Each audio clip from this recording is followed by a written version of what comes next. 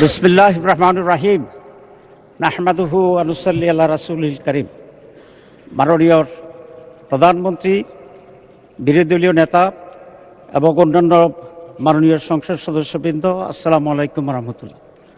আমি মাননীয় প্রধানমন্ত্রীকে ধন্যবাদ জানাতে চাই। সাংবিধানিকভাবে কার্যপ্রণালী বিধি অনুসারে আজকের এই মহান সংসদের সভাপতি করার জন্য যার নাম প্রস্তাব করেছেন, উনি অত্যন্ত একজন সজ্জন, উনি অত্যন্ত প্রাচীন রাজনীতিবিদ। উনি যে দলই করুন না কেন, আমি মনে করি দেশের সকল মানুষের ওনার প্রতি আস্থা এবং শ্রদ্ধা আছে। মাননীয় প্রধানমন্ত্রীর এই প্রস্তাবকে আমরা বিরোধী দলের পক্ষ থেকে পূর্ণ সমর্থন জানাচ্ছি।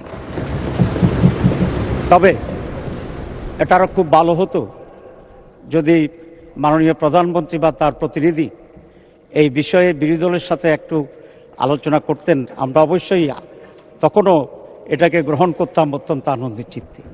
তো আমি আশা করি আগামীতে এই ধরনের যে সমস্ত বিষয় আসবে আলোচনা করা সম্ভব।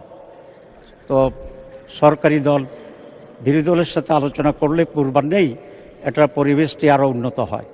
আমি সেই আশাবাদ ব্যক্ত করে এবং এই সিদ্ধান্তের প্রতি আমি আবারও প্রশংসা করে এবং মাননীয় সভাপতি, ওনার বাড়ি কুমিল্লা, আমার বাড়িও বোধহয় তার কাছাকাছি, সেই জন্য I have an special affiliation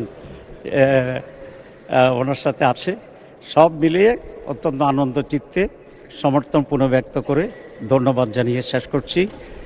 আল্লাহ হাফেজ।